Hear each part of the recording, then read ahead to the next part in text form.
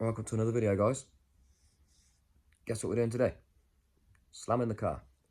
Slamming the E46, the new one. If you haven't watched the video on it, introducing it, go to the last one. I think it was the most recent video. Anyway, yeah, let me show you what I bought for it. By the way, if you're wondering where I'm looking, for some reason, I can't seem to see whether the camera's there or whether it's there. So I look like I've got wonky eyes, but I'm sure it's there. I think I'm looking at you. Right. Cheap and cheerful. Nice to find them used, but not abused, because somebody bought them, changed their mind for whatever reason. I don't know. I didn't ask him, but they're brand new. Joms. I've run these so many times. Well, I remember, guys. Just some of the things you're gonna need. Gonna need 3/8 bar, well, half-inch bar, ideally, whatever you've got there. Mole grips. The bar is the obvious one to you, I guess. Just make sure you're cracking off parts before you use the rattle gun. Parts, bolts, whatever. So as not to damage anything. Mole grips always come in handy. I'm a bit savage when it comes to removing the drop links on them.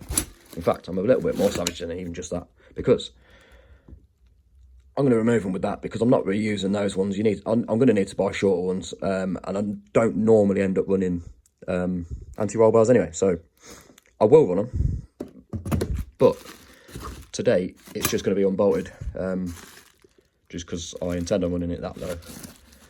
It's not going to matter. Screwdriver, as you know, they always come in handy as well. I'm using that as a drift to smack the hub down so the shot comes out. Clean anything up before you do anything with it. They'll always come in handy. These are all the things I end up with filthy hands running back into the house for, or into the garage for, touching everything and getting everything minging. Do you know what I mean? I can't remember the size of the thingy. Unfortunately, I've had a couple of VAG cars this year. I say unfortunate because VAG isn't ideal, because I'm not used to the platform entirely. So I don't know what these were for. I don't know whether I used them on a 46 before. And obviously a hammer, ideally not a copper one, but that's going to help you to smack the hub out with this drift, and to hit anything you feel like hitting. And this, I just remembered, a lot of the time I tend to just wedge it up behind the shock, and just, if you give it a gentle twist, tends to drop the shock out nicely without having to hit it with that gruesome looking thing. And I have lost my WD. Make sure you're spraying things up. My WD's at the bottom of the stairs there, so. Anyway, let's get cracking for a second time. Coffee first, guys. Right, so basically, quickly, I'm not going to film it all, like I say. Top is a 21. Bottom is an 18mm bolt. Right there. And I'm going to chop this bad boy off. And that's it. And then obviously hammer it out. There. Ideally I should have soaked it, but I was going to do it tomorrow. Not doing it tomorrow now. Do it today, clearly. That's it, nice and easy. All your points come off there. Your brake lines and everything, they will come off with the 18 as well. So really open. I have no issues with these bolts, but they feel alright. I think somebody's renewed them, to be honest. But yeah, that's it for the front. Alright. Like that. Nice and easy.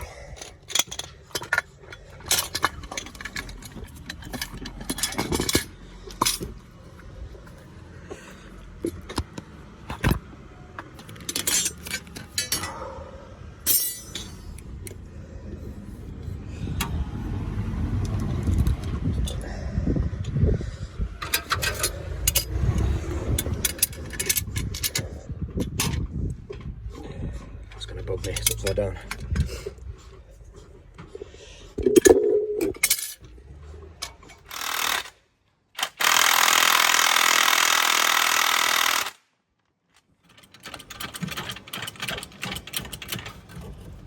Just wait.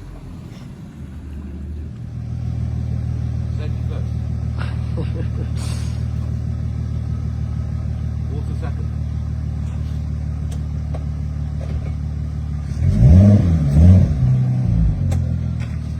This is where the wheels fall off.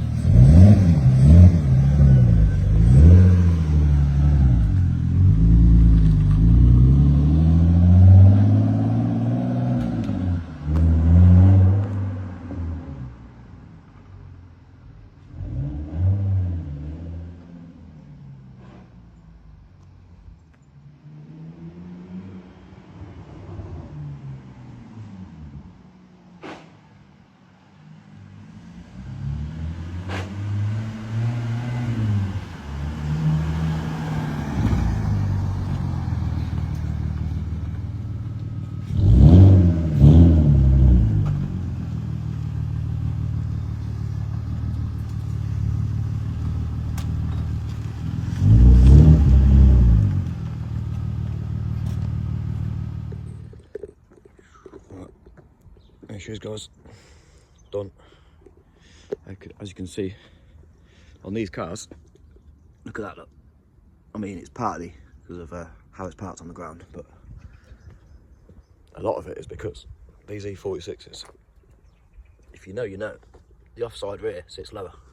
It's more weighted because it's a German car, all made in Germany. So normally you sit in the passenger seat, the driver does obviously, which is why it's offside, it's lopsided. But yeah, that's it. Show you the front. I'll say that's it. That's it at the minute. Not that bad. Not bad at all. Right guys, that's the end of that one. Massive shout out to man like Hubbard. Thank you very much, mate, if you're watching. You better be. Like and subscribe. If it wasn't for him helping me, obviously it would have took me quite literally double the time, because we literally did half the job each. So honestly, but by the end of it, it was an hour and 40 minutes. A little bit of dawdling at the end from me, putting the wheel on and just generally chit-chatting before actually pulling the car away. But still, did it in really good time, without even rushing. We were chilling, to be honest with you. If you noticed, the back end is too high. That will be addressed with some either different springs. Well, yeah, not either different springs, nothing. It's just going to have to be different springs. I was going to say, or wait for this to settle, but there's no waiting for this to settle, because it's going to take flipping months or maybe even years for it to settle as much as it needs to. So yeah, really happy. If you're into low indie cars, you know yourselves, they look so much different. It's night and day. Yeah, wheels still to come. Once that comes, obviously it'll be 215/35 tyres, my usual fitment, usual offset specs. Whether I get that with spacers or just find a wide offset set of wheels, probably not then. Probably just do it with spacers. But yeah, either way around, I shall film all of that anyway. Anyway, loads more to come on this, guys. Please like and subscribe. Yeah, big thanks to Hubbard again. Yeah, I'll see you in the next one.